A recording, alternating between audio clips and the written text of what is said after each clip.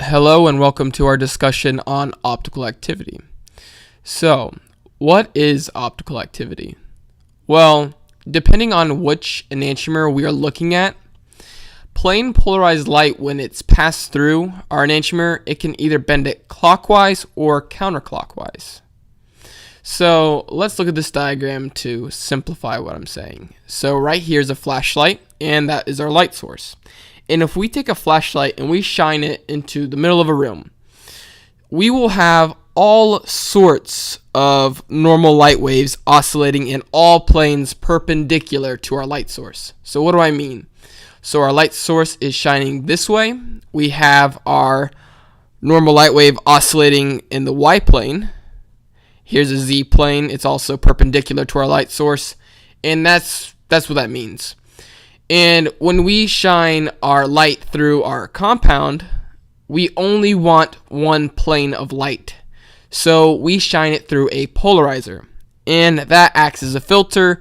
We only get one plane of light, and as that plane travels down our tube, it passes through our sample cell. Now, depending on which enantiomer we have, it can bend it clockwise or counterclockwise. Notice how the wave is bending right here. I know it's kind of hard to see on a flat plane, but see how this is up and down, and then we're starting to bend as it passes through that molecule. And we can rotate our analyzer, so like a dial, you just start spinning it until you see the maximum amount of light, and that's going to tell us our observed optical rotation by this symbol right here. So let's go over some terms. So if our plane polarized light bends to the right or clockwise, we denote it with a positive sign, and that is dextrorotatory. If it bends it counterclockwise, we denote it with a negative, and that is levorotatory. I know my pronunciation sucks, but let's keep going. So our optical rotation is the rotation of plane polarized light. So that's this right here, or observed optical rotation. It's the same thing, just observed in front of it. Anyways, this whole tubing system is called the polarimeter. So that's what that is. That's our instrument.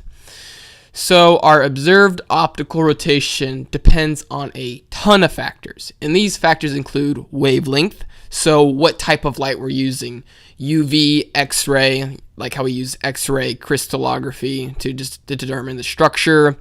That wavelength is way different than our visible light. It also depends on the temperature, the solvent used to dissolve our compound, the concentration of our compound, the length of the sample cell, and the structure of the optically active molecule.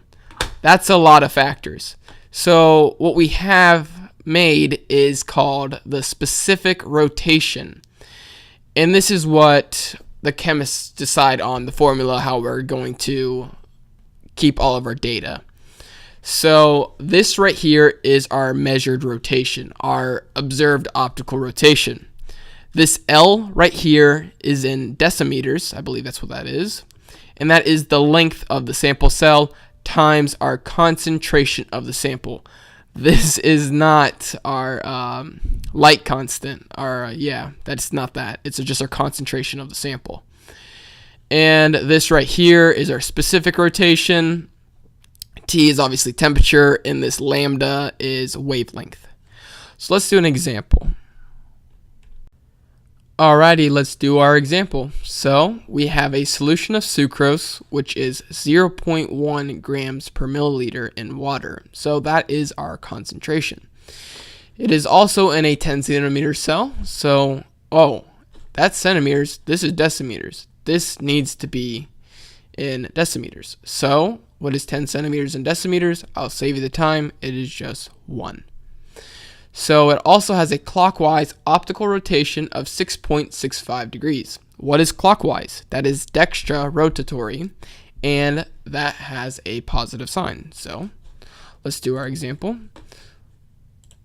We have 6.65 all over our length, which is not 0. Let me fix that. It's 1 decimeter times our concentration, which is 0.1. And if we do this math, that should be 66.5. So that is our specific rotation, this guy right here. So just for another tag-along question, what would be the enantiomer of this guy?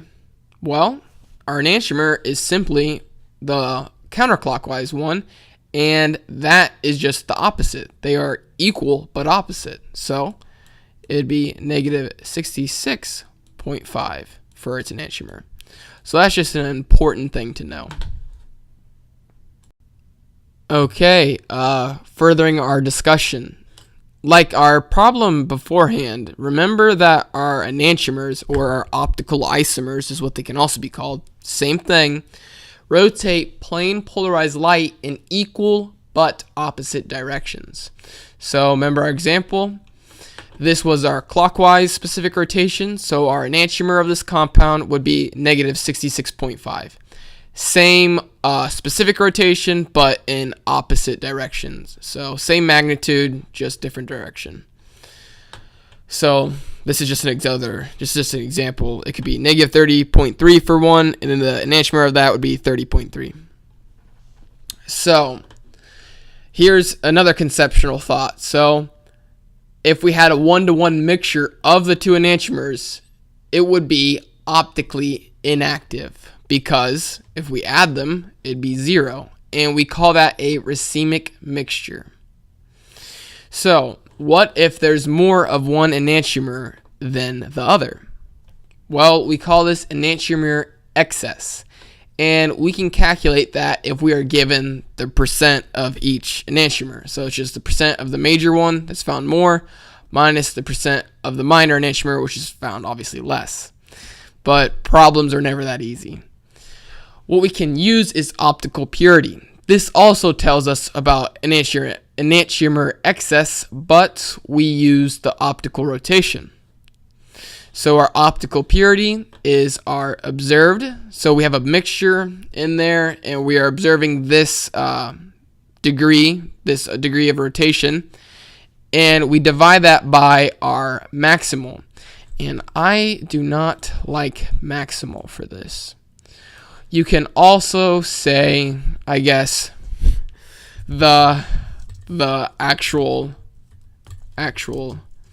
enantiomer. So this could be the specific rotation of the actual enantiomer.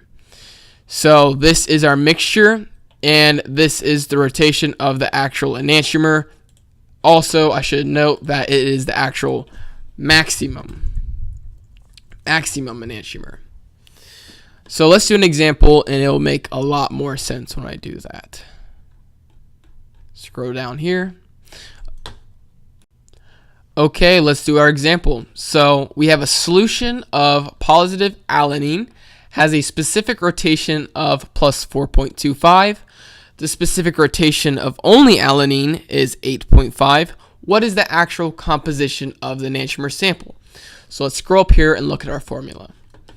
So I'll say optical purity is just OP. So OP. And that equals our observed. So our mixture, which is 4.25, all over our actual maximum enantiomer. And we know our maximum enantiomer is going to be the positive one because our mixture is positive. If we had a negative mixture, then it's going to be the negative enantiomer. So 4.25 all over 8.5. Times that by 100 to get a percentage, and that is 50%. So we have 50% more of our positive, our dextrorotatory enantiomer. How do we actually convey this by telling its composition? How do we do that? Well, what we can do here is we can say 50 plus 50 over 2 and that equals 75. The reason why I did 50 over 2 is because we have to have an equal amount of our enantiomer sample in order to have 50% more. I hope that makes sense, but if it doesn't, just know this formula. We take 50 plus whatever our enantiomer sample was, so it's 50 in this case, and divide it by 2. And we tag all this together, and that equals 75. So let's say we had 70% more. We would take 70 plus 70 over 2, 80% more. 80 plus 80 over 2. So we have 75 of our positive to, so I'm going to make a ratio of 25 of our negative, our levorotatory. I have a hard time pronouncing those words. So this would be your composition of our actual sample. So that does it for this video, but I believe there was something else I wanted to say. Oh yeah, when we determine our absolute configuration, so like what our enantiomer looks like or how it's actually bonded in 3D space, just know that optical activity does not tell us how we draw our structure. We do not use this. This is totally different when we determine our absolute configuration. And I'm going to make a video on that, of how we do absolute configuration, so what I'm saying makes more sense. So if this video helped, leave a thumbs up, subscribe, leave a comment if you are confused, and I'll make sure I answer that. So yeah.